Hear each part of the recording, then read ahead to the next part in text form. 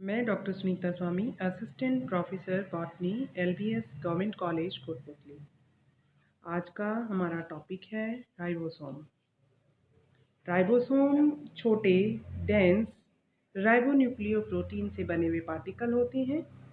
ये सेल में endoplasmic reticulum तथा न्यूक्लियर मेम्ब्रेन की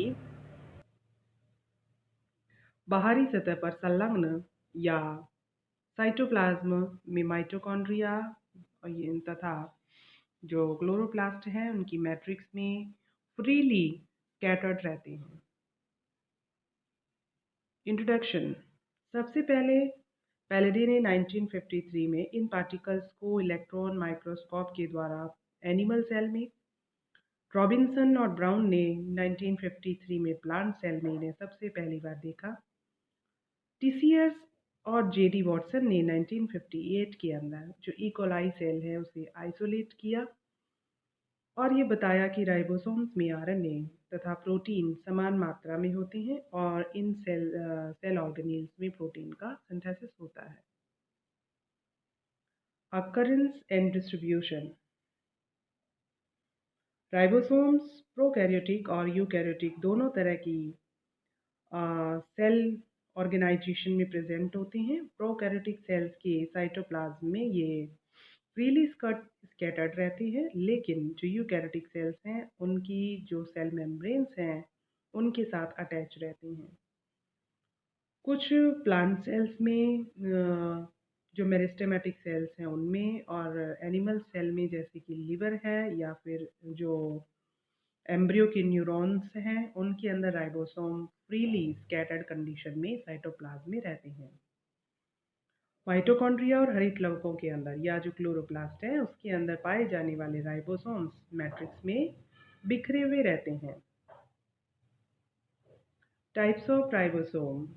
राइबोसोम को अगर उसका नंबर, साइज और शेप की बात करें तो राइबोसोम दो तरह के हो सकते हैं, जैसे 70S राइबोसोम और 80S राइबोसोम। तो सबसे पहले जो 70S राइबोसोम्स हैं वो साइज के अंदर छोटे हैं। उनका सेडिमेंटेशन कॉफिशिएंट जो है वो 2.7 इंटू 106 डाल्टन होता है। और एक जो जैसे डाल्टन है उसकी वैल्यू यहाँ बताई गई है। और सबसे पहली बार जो इलेक्ट्रॉन माइक्रोस्कोप के अंदर जब इनके डायमेंशन की बात करी तो जो पार्टिकल है 70S जो राइबोसोम्स हैं वो 170 इंटू 170 इंटू 200 एंगस्ट्रम के बराबर हैं। और ऐसा बताया हॉल, स्टेलर, हक्सले और जूबे ने। और ये प्रोकैरियोटिक सेल्स जैसे कि ब्लू ग्रीन एल्गी है, बैक्टीरिया है या फिर माइटोकॉन्ड्रिया और क्लोरोप्लास्ट जैसे कि यूकैरियोटिक सेल के वो ऑर्गेनील हैं उनके अंदर प्रेजेंट रहता है। अगर 70S राइबोसोम की बात करें तो इसकी जो दो सब यूनिट है जैसे कि 50S और सेकेंड जो सब यूनिट है वो है 30S सब यूनिट। अब अगर 50S की बात करें तो उसके अंदर जो प्रोटीन्स होंगे वो होंगे जैसे 31 प्रकार के उसके अंदर प्रोटीन हैं और कुछ आरएनए हैं जैसे 23S आरएनए और 5S आरएनए प्रेजेंट हैं। और प्रोटीन की बात करें तो 34 डिफरेंट टाइप के इसके अंदर प्रोटीन हो सकते हैं। और अगर 30S सब यूनिट की बात करें तो 30S सब यूनिट का जो अगर मॉलिक्यूलर वेट है तो वो 0.9 इंटू 10 की पावर 6 डाल्टन है। और इसके अंदर 21 प्रकार के जो प्रोटीन हैं वो हैं और उसके अलावा 16S प्रकार के आरएनए के अंदर प्रेजेंट हैं। अब बात आती है 80S राइबोसोम की। तो जो 80S राइबोसोम है उनका जो सेडिमेंटेशन कॉफिशिएंट के अकॉर्डिंग इनका है 80S और मॉलिक्यूलर वेट है 40 इंटू 10 की पावर 6 डाल्टन। और ये मेनली जो यूकैरियोटिक सेल्स हैं उनके अंदर और प्रेजेंट होते हैं जैसे कि एनिमल सेल्स और प्लांट सेल के अंदर। और जो माइटोकॉन्ड्रिया और क्लोरोप्लास्ट के जो राइबोसोम्स हैं, जो साइटोप्लाज्म के अंदर फ्रीली या फिर जो फ्रीली रहते हैं, जैसे कि एटीएस प्रकार के राइबोसोम का साइज माइटोकॉन्ड्रिया और क्लोरोप्लास्ट की अपेक्षा बड़ा होगा। और इसकी अगर सब यूनिट की बात करें तो इसके अंदर दो सब यूनिट है, 60S और 40S। तो 60S जो यूनिट है उसके अंदर 45 टाइप के तो प्रोटीन्स हैं और 28 S R R N A, 5.8 S R R N A और 5 S R R N A इसके अंदर प्रेजेंट है। और अगर 40S की बात करें तो उसके अंदर 33 टाइप के प्रोटीन्स हैं और 18 S R R N A इसके अंदर प्रेजेंट होता है। स्ट्रक्चर की बात करें तो जो राइबोसोम की स्ट्रक्चर है वो कुछ इस तरह से है कि राइबोसोम दो गोलाकार सब यूनिट से मिलकर के बनी हुई एक पूरी की पूरी स्ट्रक्चर है। यहाँ पे जो स्ट्रक्चर हम देख रहे हैं वो है एटीएस प्रकार के राइबोसोम की। तो एटीएस राइबोसोम की स्ट्रक्चर को जब हम देखते हैं, एटीएस राइबोसोम को जब हम देखते हैं तो इसके अंदर दो सब यूनिट्स हैं और उन दोनों सब यूनिट के जो बीच के अंदर है एमआरएनए और टीआरएनए प्रेजेंट है। और जो नेसेंट पॉलीपेप्टाइड चेन है वो मेनली इन जो इसकी लार्ज सब यूनिट है उसके बीच में से एक क्लेफ्ट बना करके, टनल बना करके वहाँ से निकल रही है। और जो दूसरा डायग्राम है वो ये शो कर रहा है कि किस तरह से राइबोसोम जो है वो एंडोप्लाज्मिक रेटिकुलम के साथ में एसोसिएट है या उसके साथ में किस तरह से प्रेजेंट है। तो मेनली अगर राइबोसोम की स्ट्रक्चर को देखें तो इसकी जो स्ट्रक्चर है इसके अंदर जो लार्ज और स्मॉल सब यूनिट है तो यहाँ पर क्या है, मेनली क्लेफ्ट और रिज जैसी स्ट्रक्चर्स हमें दिखाई पड़ती है। और अगर बात करें तो जो मैसेंजर आरएनए है वो राइबोसोम की दोनों जो सब यूनिट है उनके बीच में हो रहा है और जो कि प्रोटीन सिंथेसिस को कंट्रोल करके रख रहा है, यानी वहाँ से स्टार्ट हो रही है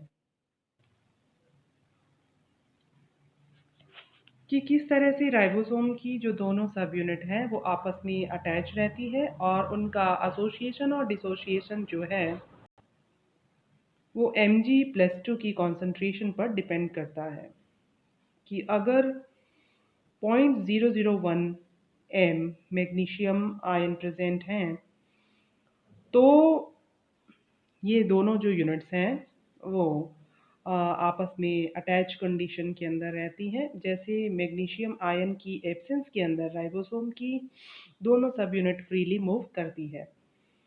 और अगर 0.001 m से यानी मोलैरिटी से मैग्नीशियम आयन की कंसंट्रेशन घट जाती है तो उस कंडीशन में भी दोनों राइबोसोम की सब यूनिट फ्रीली मूव कर देती है।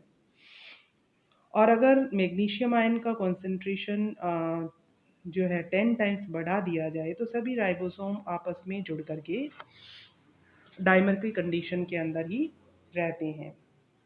और प्रोटीन सिंथेसिस के टाइम एमआरएनए मॉलिक्यूल से बहुत सारे राइबोसोम जुड़ जाते हैं और वो पॉलीराइबोसोम कहलाएंगे।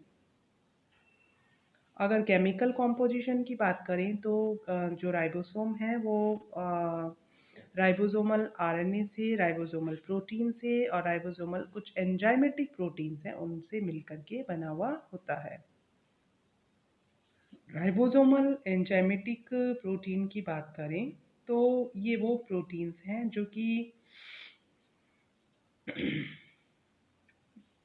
ट्रांसलेशन इनिशिएशन के लिए काम में आ रहे हैं, ट्रांसलेशन इलोंगेशन के लिए या फिर ट्रांसलेशन जो है टर्मिनेशन के लिए काम में आने वाले कुछ फैक्टर्स हैं।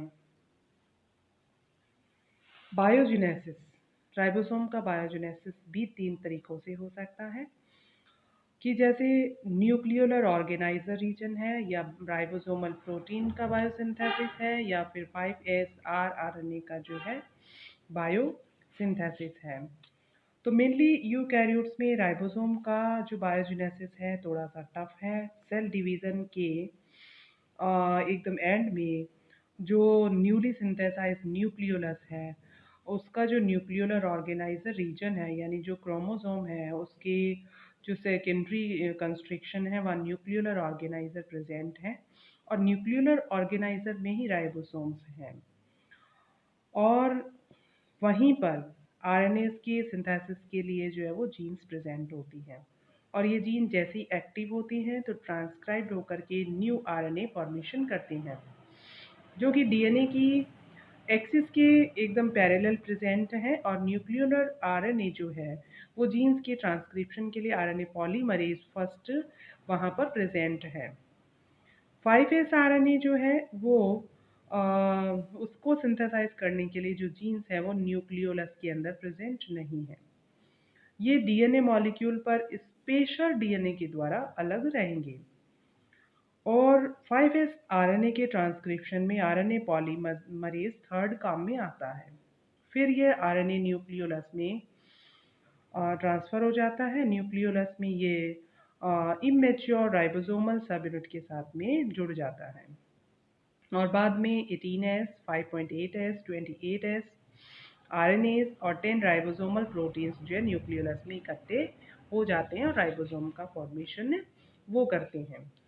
न्यूक्लियोलस से इनका जो ट्रांसफ़र है वो साइटोप्लाज्म में हो जाता है और मेनली राइबोसोमल प्रोटीन का सिंथेसिस साइटोप्लाज्म के अंदर होता है। फंक्शन की बात करें तो जो राइबोसोम्स हैं वो किसी भी सेल के लिए प्रोटीन मशीनरी का काम करते हैं यानी एक तरह से प्रोटीन फैक्ट्री होते हैं और इनका मेन काम जो है वो प्रोटीन का सिंथेसिस करना होता है। Thank you.